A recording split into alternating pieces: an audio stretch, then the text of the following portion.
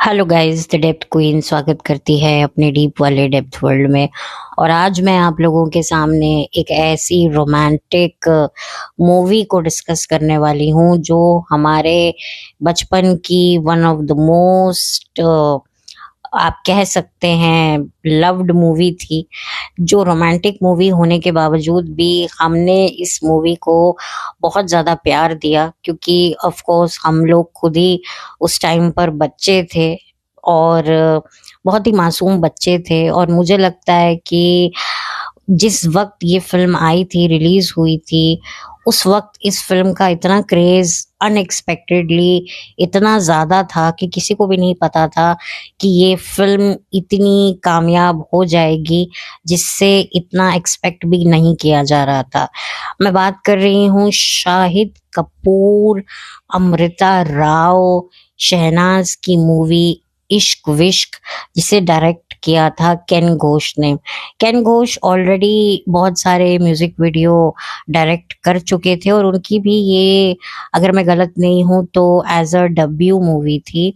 और इस फिल्म में बहुत सारे लोगों को चांस दिया गया था और एक और शख्स थे जिनकी ये डेब्यू मूवी थी और उससे पहले वो टेलीविजन पर एज अ एंकर काफ़ी ज़्यादा देखे जाते थे। और मैं कह सकती हूँ कि शहनाज, जो कि सेकंड लीड एक्ट्रेस थी, वो भी वीजे थी और मॉडलिंग किया करती थी।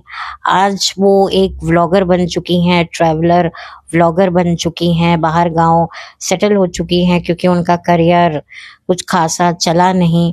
और अगर मैं बात करूं अमृता राव की, तो अमृता राव ने कुछ वक्त तो बॉलीवुड में काम भी किया, उनको एप्रिसिएशन भी मिला, लेकिन वही वाली बात होती है कि वो एप्रिसिएशन, वो जो उनको बॉलीवुड में जो एक्सेप्टेंस मिली थी, वो ज़्यादा देर तक चल नहीं पाई और आज की तारीख में ये एक शादीशुदा महिला बन चुकी हैं। आरजे अनमोल के साथ इन्होंने बहुत साल पहले ही शादी कर ली थी और अब जो है इनको एक बेबी है।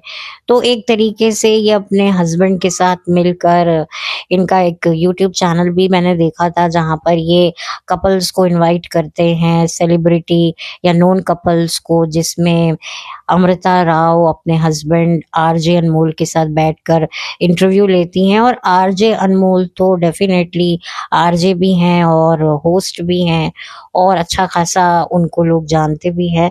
तो एक तरीके से आप कह सकते हैं कि अमृता कुछ ना करके भी कुछ कर रही हैं। और शाहिद कपूर की तो आप जर्नी आप लोगों से छुपी नहीं है। शाहिद भी इससे पहले म्यूजिक वीडियो एडवर्टाइजमेंट में काम करते थे, लेकिन उनके लिए ये बहुत बड़ा ब्रेक था। और सच में कहने को शाहिद कपूर एक नेपो प्रोडक्ट है, लेकिन नेपो प्रोडक्ट होने के बावजूद भी उन्होंने अपना बॉलीवुड में एक मुकाम बनाया। और इसका सारा का सारा श्रेय जाता है ऑडियंस को, क्योंकि ऑडियंस ने उनको बहुत ज़्यादा प्यार दिया था। और इस फिल्म से तो मतलब हर लड़की ने शाहिद कपूर को अपना दिल दे दिया था। मैंने बहुत सारी लड़कियों के मुंह से सुना था, इनफैक्ट अभी भी मैं सुनती हूँ कि एक वक्त पे हम लोगों को शाहिद कपूर बहुत पसंद था, हमारा क्रश था, ये था, क्योंकि शाहिद जैसी पर्सनालिटी उस टाइम पर मतलब एक तरीके से देखने को मिली थी। हालांकि शाहरुख खान या आप कह सकते हो आमिर खान की ऐसी इमेज थी चॉकलेटी हीरो की, शाहरुख खान की तो नहीं थी शायद, मुझे पता नहीं, लेकिन आमिर खान को तो ये कहा जाता था अगर मैं गलत नहीं हूँ तो उसके बाद शाहिद कपूर को देखा गया था। और बहुत ही अनएक्सपेक्टेडली, किसी को भी ये विश्वास नहीं था कि सन 2003 में ये मूवी जब रिलीज होगी, इतने लोगों को इस मूवी में लॉन्च किया जाएगा। अगर मैं बात करूं, जिस शख्स की मैं बात कर रही थी, शायद पता नहीं मैंने उसका जिक्र अभी छोड़ ही दिया, उसका नाम था विशाल मल्होत्रा, जो कि इस मूवी में शाहिद के फ्रेंड बने थे। वो भी इससे पहले जो है सीरियल्स में काम करते थे। स्पेशली डिज्नी आर नाम का एक कार्टून शो आया करता था 90s, अर्ली 90s में, 95 में हम लोग देखा करते थे। हम लोग भी छोटे हुआ करते थे, तो उसमें वो एज अ चाइल्ड, मतलब ऑफ कोर्स वो बच्चे ही थे, ज्यादा बड़े ही नहीं थे, वो होस्ट किया करते थे। फिर हिप हिप पूरे नाम का एक जी टीवी पे शो आता था, उसमें उन्होंने काम किया। और सन 2003 में उन्होंने इस मूवी से जो है वो अपना डेब्यू किया as a Shahid Kapoor friend, जिसकी वजह से लोगों को उनका काम भी अच्छा लगा और ऐसा लग रहा था कि भैया उनकी भी नैया जो है वो बहुत दूर तक जाएगी। लेकिन वही वाली बात है कि उन्होंने काम तो किया कुछ, उन्होंने एक रियलिटी शो को भी होस्ट किया था, कोई परफेक्ट ब्राइड करके, स्टार प्लस पर। फिर बाद में उन्होंने भी शादी कर ली और हाल फिलहाल वो सोशल मीडिया पे थोड़ा बहुत दिखते रहते हैं, या उन्होंने डबिंग वगैरह की है, एज अ डबिंग आर्टिस्ट भी वो काम कर चुके हैं। लेकिन जो जैसा सोचा था उनके बारे में कि आगे जाके उनको बहुत काम मिलेगा, बहुत नाम मिलेगा, पर ऐसा हुआ नहीं। इनफैक्ट किसी को भी इस मूवी में शाहिद के अलावा किसी की भी नैया दूर तक नहीं निकली जैसा कि सोचा जा रहा था, सिवाय शाहिद कपूर के। शाहिद कपूर भी जैसे तैसे इंडस्ट्री में सरवाइव कर ही रहे हैं और कुछ ना कुछ उनका आ ही जाता है। काफी अवार्ड्स शाहिद ने जीते हैं और इस मूवी के लिए उनको बेस्ट डेब्यूटेंट का फिल्म फेयर अवार्ड भी मिला, जो कि एक बहुत बड़ी बात थी। लेकिन वही वाली बात है, करियर में अप्स एंड डाउन्स शाहिद ने भी देखे। पर्सनल लाइफ भी उनकी काफी ज्यादा हैपनिंग रही, क्योंकि उनकी मुलाकात फिल्म के सेट पर, आई थिंक फिदा नाम की मूवी थी जिसमें करीना कपूर थी, और उसे भी शायद केन घोष ही बना रहे थे। लेकिन वो फिल्म बुरे तरीके से फ्लॉप हो गई। गाने जबरदस्त थे, गाने तो इश्क विश्क के भी बड़े जबरदस्त थे, और वो गाना तो आज तक कौन भूल सकता है, चोट दिल पे लगी, प्यार होने लगा, वो अजनबी मेरे दिल को भला भला सा लगा। प्लीज मुझे बताइएगा कि आप लोगों ने ये गाना कहाँ सुना है? टेप रिकॉर्डर में सुना है, अपने रेडियो पे सुना है? ऑफ कोर्स टेप रिकॉर्डर पे रेडियो भी हुआ करता था, या वॉकमैन में सुना है, या अपनी ऑडियो कैसेट में सुना है, या टीवी पे देखते थे। मतलब हमने तो हर जगह पर ये गाना सुना है। और ट्रस्ट मी, बहुत ही मतलब अन्नू मलिक ने काफी अच्छा म्यूजिक दिया था। मुझे नहीं पता कि ये गाने किससे इंस्पायर है, लेकिन ये गाने उस वक्त उस जमाने के बहुत बड़े चार्ट बस्टर साबित हुए थे, और समीर ने इन गानों को लिखा है। और अमृता का जो कैरेक्टर था वो बहुत ज्यादा लोगों ने पसंद किया था, कि एक सीधी सादी लड़की जिसका बॉयफ्रेंड उसको बहुत ही बुरे तरीके से ट्रीट करता है और उसे छोड़कर किसी और लड़की के पास चला जाता है, जो बहुत स्टाइलिश होती है, बहुत मॉड होती है, बहुत सेक्सी होती है, बहुत हॉट होती है। But at the end of the day वो उसे वो कंफर्ट नहीं दे रही होती इमोशनल वाइज, जो उसको उसकी सो कॉल्ड पहली गर्लफ्रेंड दिया करती थी। हालांकि उस वक्त उसको अपनी गर्लफ्रेंड से इमोशनल कंफर्ट नहीं बल्कि फिजिकल कंफर्ट चाहिए था, और ये जो नई वाली लड़की है ये उसे शायद फिजिकल कंफर्ट दे सकती है लेकिन इमोशनल कंफर्ट नहीं दे सकती, जिसके चलते उसे रियलाइज हो जाता है और वापस वो अपनी बंदी के पास लौट के आ जाता है। तो यही कहानी थी। और इस फिल्म में शाहिद कपूर की मम्मी भी थी, नीलिमा आजिम, और सतीश शाह उनके फादर का रोल निभा रहे थे। अच्छा, इसी मूवी से ना डेब्यू किया था यश टोंक ने। आई थिंक डेब्यू नहीं किया था फिल्म में, तो वो इससे पहले भी काम कर चुके थे जहां पर उनको नोटिस नहीं किया गया था, बट इस मूवी से उनको नोटिस किया गया। और उनको क्या वो करते थे इससे पहले जिससे नोटिस होकर उन्हें ये मूवी मिली थी, ये इससे पहले करते थे स्टार प्लस का शो कहीं किसी रोज, जो एकता कपूर ने प्रोड्यूस किया था, जो कि एक तरीके से थ्रिलर थ्रिलर शो था, जिसमें आई थिंक माउली गांगुली थी और थी सुधा चंद्रन।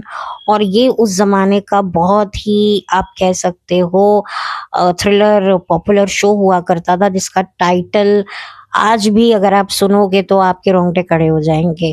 भाई मैंने वो कहीं किसी रोज देखा है, और यश टोंक उसमें कुणाल सिकंद की भूमिका निभा रहे थे, जिनकी पत्नी का रोल निभाया था माउली गांगुली ने। जो किरदार था आई थिंक शायना सिकंद, और सुधा चंद्रन बनी थी रमोला सिकंद। शायद आपको भी याद आया होगा। भाई मैंने तो ये कहीं किसी रोज देखा है और बड़े चाव से देखा है। और सुधा चंद्रन का जो लिबास था, जो वो पहना करती थी, जो बिंदी का जो स्टाइल उन्होंने क्रिएट किया था, मतलब एक कमोलिका थी और दूसरी सुधा चंद्रन थी, जो आड़ी टेढ़ी टिक्के लगा के आया करती थी, आंखों में लेंस पहनकर, जरकन की साड़ियां पहनकर, रात में रिवॉल्वर लेकर जाया करती थी, घर से निकला करती थी। बड़ा ही हमें एंटरटेनिंग लगता था। ज्यादा सवाल खड़े नहीं होते थे क्योंकि बड़े मासूम थे। तो फिर तो उसके बाद जमाना बदलता गया, हम लोगों में भी अक्लें आ गई। तो खैर वो जमाना वाकई बहुत मासूम था, हम लोग भी बहुत मासूम थे। अब का जमाना चालाक हो गया है और हम लोग भी बहुत शाणे हो गए हैं।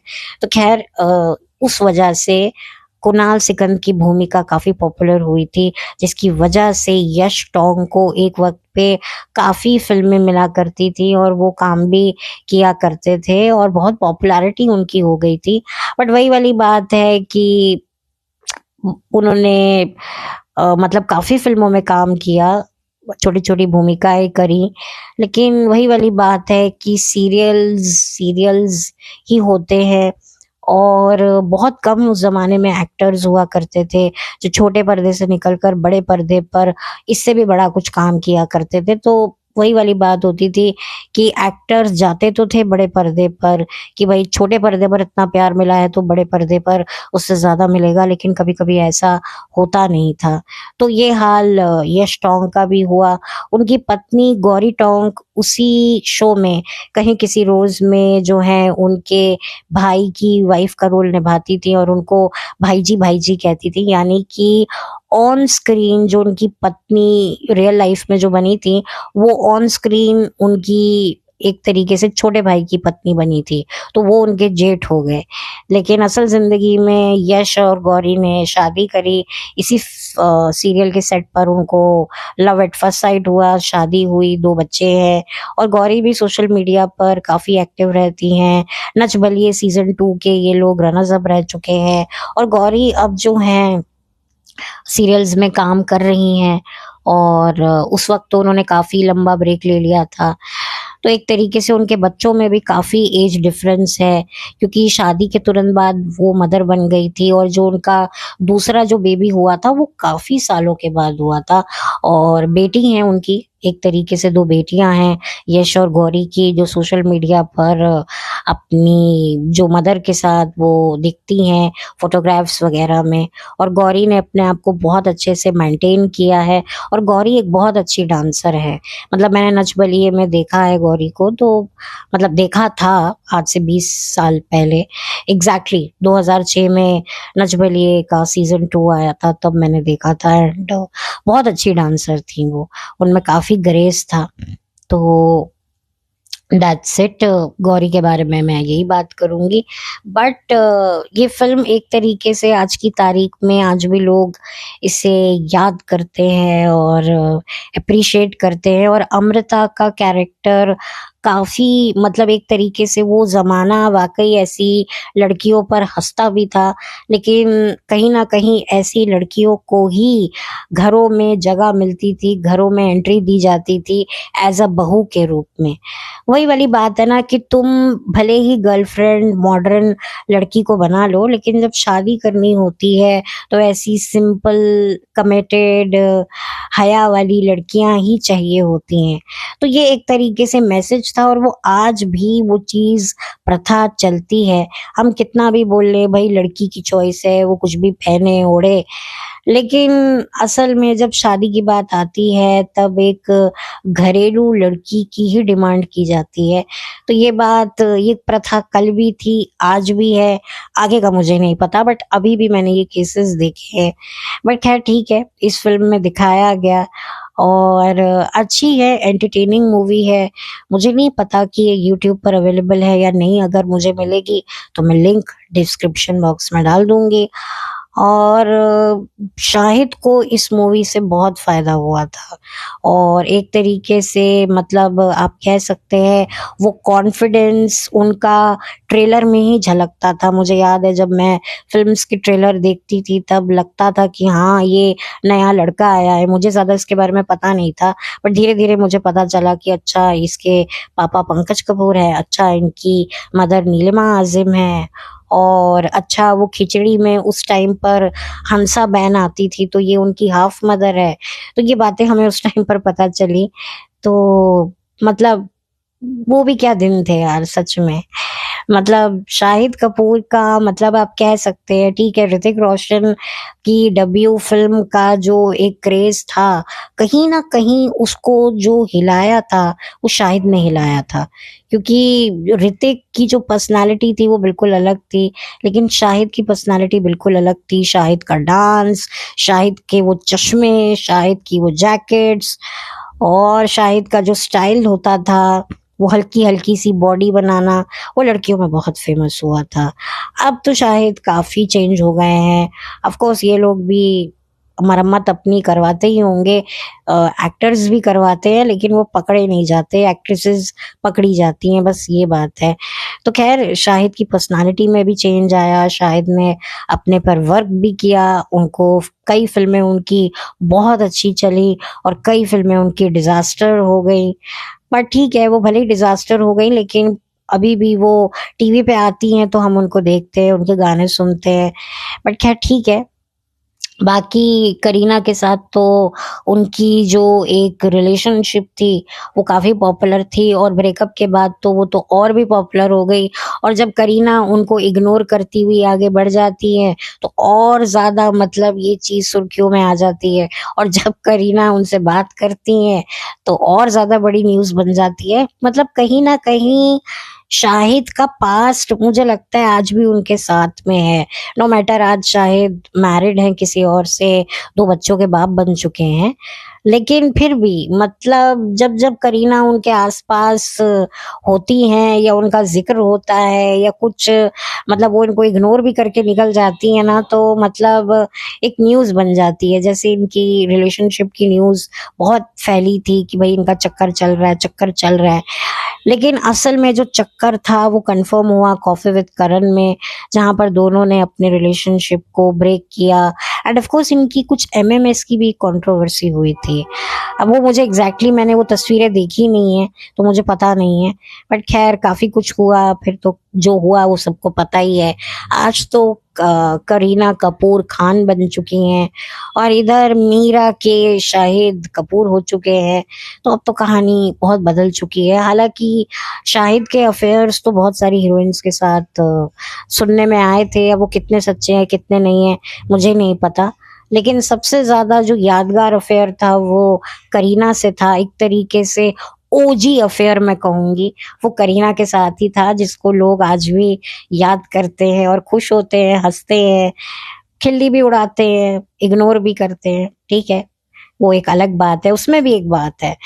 तो बस यही बात थी, और ये फ़िल्म मतलब एंटरटेनिंग है, आपको डिसअपॉइंट नहीं करेंगी। कॉलेज की लाइफ़, कॉलेज के वो जो फन मोमेंट्स होते हैं, वो डायलॉग्स होते हैं, वो दोस्तों की खिंचाई, वो दोस्तों की लड़ाइयाँ, वो दोस्तों का जो एक-दूसरे को सपोर्ट करना, मतलब वो आपको मोमेंट देखने को मिलेगा।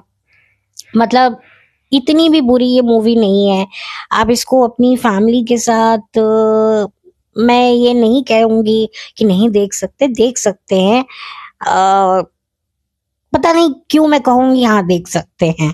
जिन्होंने देखी होगी, जो देख चुके हैं ये मूवी, जो हॉल पे गए होंगे वो तो बताएँगे कि कितना देख सकते थे, नहीं देख सकते थे। बट आज की जो मूवीज़ को मैं देखती हूँ तो मैं इसे मूवी को मैं खुल के कहूँगी कि नहीं, ये मूवी आप अपनी फैमिली के साथ देख सकते हो। नो मैटर ये लव स्टोरी है, क्यूट लव स्टोरी है, बट स्टिल आप देख सकते हो। आप प्रॉपरली देख सकते हो।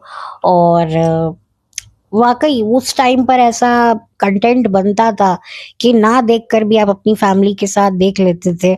अब तो मतलब छोड़ो, जाने दो, फिर वही, मैं उसी बात पर दोबारा नहीं आऊंगी। तो खैर, और ज्यादा कुछ इस मूवी के बारे में बात करने लायक लगा नहीं है। अमृता इस मूवी में बहुत ही सिंपल, बहुत ही सटल, और मतलब वाकई उन पर ये रोल काफी सूट किया है। मैं तो कहूंगी जितने भी, जो भी किरदार जिनको भी मिले हैं, सब पर सूट कर रहे हैं। हालांकि एक एक्टर हैं उसमें, मूवी में, मुझे उनका नाम याद नहीं है, जो शाहिद के राइवल फ्रेंड बनते हैं। उन्होंने भी शायद मूवी में ट्राई किया था, बट वो मूवी चली नहीं थी। शायद सावन कुमार तक ने बनाई थी शायद। मुझे उनकी पता नहीं, मुझे नहीं पता। मेरे को लगा कि शायद मैंने इनको कहीं देखा है, मे बी इस मूवी से पहले या इस मूवी के बाद में।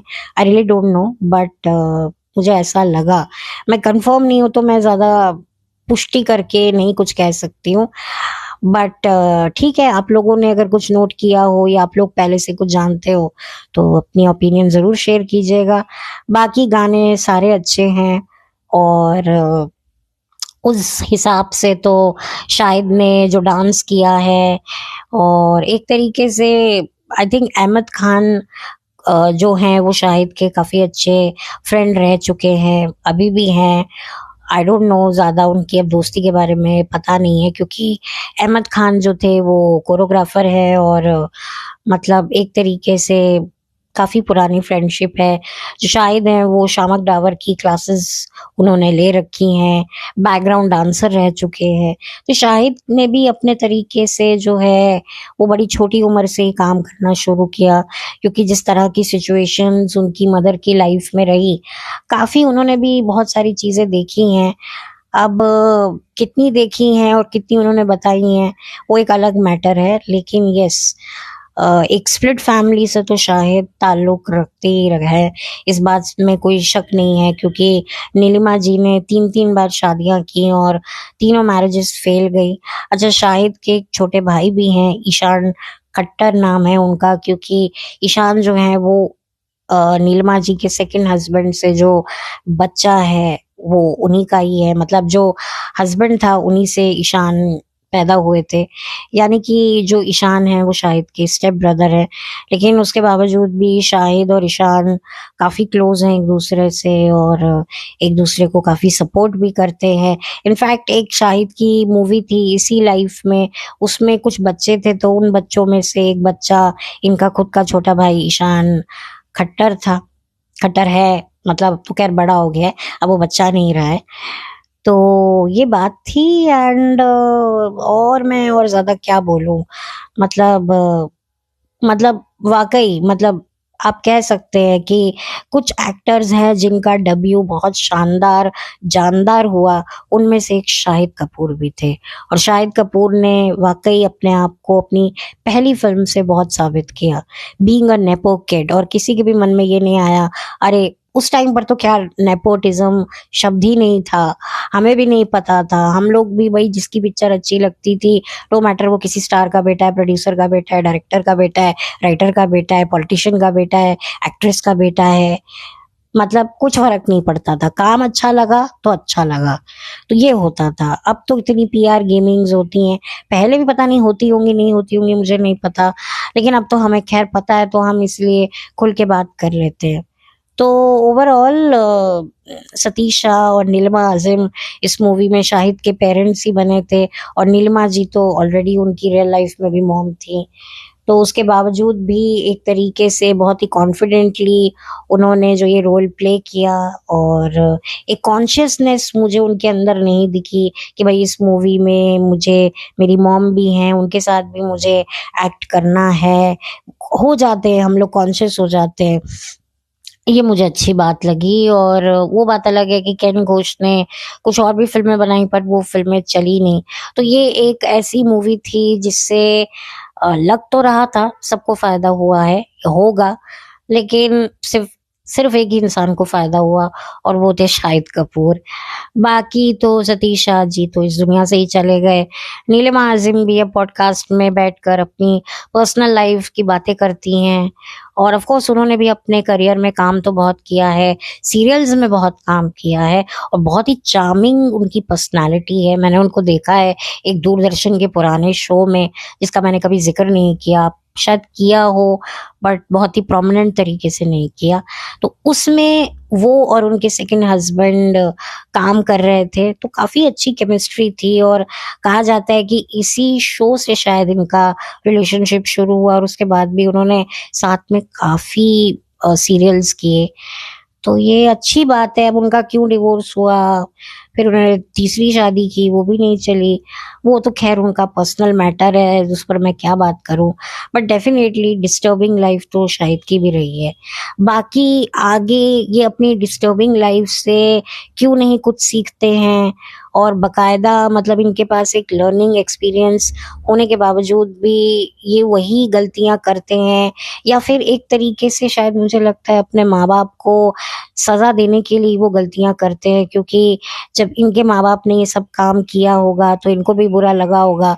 तो आज अपने माँ बाप को रियलाइज करवाने के लिए मुझे लगता है ये जानबूझकर वही हरकतें करते हैं, जिससे इनके पेरेंट्स को पेन हो, तकलीफ हो, और वो उसका एक सैडिस्टिक प्लेजर ले सके। ये मुझे भी कभी कभी ऐसा फील होता है। मुझे नहीं पता ये करते हैं या नहीं करते हैं, या ये भी बिल्कुल वैसे ही हो जाते हैं, आई डोंट नो। बट जो भी है, शाहिद की खुद की भी पर्सनल लाइफ काफी डिस्टर्बिंग रही है। अब करंट लाइफ उनकी मैरिड लाइफ कैसी चल रही है, भाई दिखावा तो बड़ा अच्छा करते हैं, बड़ी परफेक्ट लाइफ दिखाते हैं, पर अंदर खाने की क्या बात है वो तो हमें पता नहीं है। तो खैर, बट स्टिल आई होप कि उनकी पर्सनल लाइफ जैसा वो दिखा रहे हैं वैसे ही हो, उसमें कुछ झोल ना हो, और अगर झोल है तो ये अच्छी बात नहीं है। बट ठीक है, I wish everybody all the very best. ये जितने भी आर्टिस्ट हैं, अगर उनमें से कोई मुझे सुन रहा होगा तो मैं यही कहूँगी कि ये फिल्म एक तरीके से आप कह सकते हैं, मैं तो इस फिल्म को एक हमारे बचपन की क्लासिक रोमांटिक मूवी का ही नाम दूंगी, क्योंकि हमने इसको एक बार नहीं बहुत बार देखा है, और जब जब देखा है बहुत ही फ्रेश फील हुआ है, और वाकई ये मूवी काफ़ी रिफ्रेशिंग थी। तो मैं चाहूँगी कि जिन जिन ने कुछ मतलब ऐसी मूवीज़ के शौकीन हैं जो कॉलेज लाइफ से रिलेटेड, क्यूट लव स्टोरी, मतलब जिसमें ज़्यादा स्ट्रेस ना हो, ज़्यादा हंगामा ना हो, ज़्यादा डिशुम डिशुम ना हो, ज़्यादा ओवर ड्रामेटिक, मतलब कहते हैं ना ड्रामेबाजी से परे कुछ देखना चाहते हैं, तो ये light hearted romantic comedy movie, comedy से ज़्यादा रोमांटिक मूवी मैं कहूँगी, मैं सजेस्ट करूँगी आप इसे देखिए और एंजॉय कीजिए, और मुझे याद कीजिए, और बताइए फिर कैसी लगी आपको ये मूवी। तो बस इसी के साथ अब चलती हूँ, लौट के मिलती हूँ। Have a blessed day, thank you so much. और इससे ज़्यादा और क्या कह सकती हूँ, मतलब सीरियसली मुझे मुझे बहुत ज़्यादा मतलब होता है कि मैं कुछ आप लोगों के लिए कुछ अलग, कुछ नया लेकर आऊँ। हालाँकि ये मूवी कोई अंडररेटेड नहीं है। डेफ़िनेटली जब रिलीज़ हुई थी इसके बारे में बहुत बात हुई थी। लेकिन मुझे लगता है आज इतने साल हो गए हैं, 20 साल से भी ज़्यादा हो गए हैं, और लोग इस मूवी को भूल गए हैं। वो बात अलग है कि शाहिद कपूर को तो लोगों ने याद रखा हुआ है, लेकिन इस मूवी को भूल गए हैं। तो मेरा तो भाई काम है भूली दास्तानों को याद दिलाना। तो इसी वजह से मैं लेकर आ जाती हूँ। तो चलिए अब इस मूवी को सॉरी पॉडकास्ट को बंद करती हूँ। कभी-कभी मैं भी थोड़ी खिसक जाती हूँ, खो जाती हूँ, पता नहीं कहाँ की कहाँ निकल जाती हूँ, वापस बुलाती हूँ कि भैया बस करो, वापस आओ, अपना वो काम खत्म करो, निकलो और अगले पॉडकास्ट बनाने की तैयारी करो। तो बस अब मैं इस पॉडकास्ट को बंद करूँगी, और जल्दी मिलूँगी आपसे नए पॉडकास्ट के साथ। तब तक के लिए thank you so much, have a blessed day, और प्लीज़ प्लीज़ मेरे चैनल को सब्सक्राइब कीजिए, वीडियो को लाइक कीजिए, लाइक की बहुत कमी है, कमेंट्स कीजिए ढेर सारे, और अगर मेरा ये वीडियो किसी और के साथ शेयर करने लायक लगता है तो ज़रूर कीजिए, मुझे कोई एतराज़ नहीं है। मैं उम्मीद करती हूँ कि मैंने कोई पॉइंट छोड़ा नहीं है, किसी आर्टिस्ट का नाम लेना मैं भूली नहीं हूँ। अगर मैं शहनाज के बारे में बात करूँ तो शहनाज का पूरा नाम एक्चुअली लेने में मुझे परहेज़ है, क्योंकि उनका सरनेम काफ़ी डिफ़िकल्ट है और मैं भूल जाती हूँ। मतलब भूल नहीं जाती, मुझसे बोला नहीं जाता है। जो चीज़ मुझसे बोली नहीं जाती मैं उसको अवॉइड करती हूँ बोलना, क्योंकि मैं कुछ गलत बोलूँ, किसी को ट्रिगर हो, तकलीफ़ हो, वो मुझे मंज़ूर नहीं। इसीलिए मैंने उनका छोटा-सा नाम लिया, शीनाज़। आई थिंक शहनाज़, शीनाज़, इसमें भी मैं बड़ी कन्फ्यूज़ हूँ। तो प्लीज़, प्लीज़, प्लीज़ माइंड मत कीजिएगा। तो बस आप लोग देखिए, और जो अब शिनाज़ है, वो अब मैंने बताया कि वो ट्रैवलर व्लॉगर बन गई हैं और देश से शायद बाहर रहती हैं, और मुझे नहीं लगता कि उन्होंने शादी की है। मुझे उनकी पर्सनल लाइफ़ के बारे में ज़्यादा पता नहीं है, बट आई थिंक उन्होंने शादी नहीं की है, और अच्छी खासी एज हो गई है। मतलब अपने लेट 40s में आने वाली हैं वो, ऐसा मैंने उनकी एज पढ़ी थी, तभी मैं बात कर रही हूँ, मैं अपने आप से कोई अंदाज़ा नहीं लगा रही। वो भी एक वक़्त पे मैं उनको देखा करती थी एडवर्टाइज़मेंट में, और वीजे हुआ करती थी, और उनको भी ये ब्रेक मिला इस मूवी से। बट वही वाली बात है कि ये ब्रेक उनको आगे ज़्यादा हेल्पफुल नहीं हो सका। नो मैटर उन्होंने फ़िल्में करी, कोशिश तो करी, बट हर इंसान की एक लिमिट होती है, और एज भी मैटर करती है स्पेशली वुमेन्स के लिए। जब एक एज निकल जाती है तो फिर वही वाली बात है कि फिर वही वाली बात है ना कि तुम अब कर रहे हो तो तुम्हें माँ-बहन के ही रोल मिलेंगे। तो बेटर है, अगर करने हैं तो करो कोशिश, अगर नहीं करने हैं तो रुक जाओ। तो इस तरह की भी बातें सुननी पड़ती हैं, और जिन एक्ट्रेसेस की शादी हो जाती हैं, फिर उनकी डिमांड्स कितनी कम हो जाती हैं, और जिनके बच्चे हो जाते हैं, उनकी तो डिमांड्स और गिर भी जाती हैं, और ये एक सच्चाई है जो आप सबको पता है। तो बस अब अब मुझे पक्का इस वीडियो को बंद करना है। Thank you so much. Have a blessed day.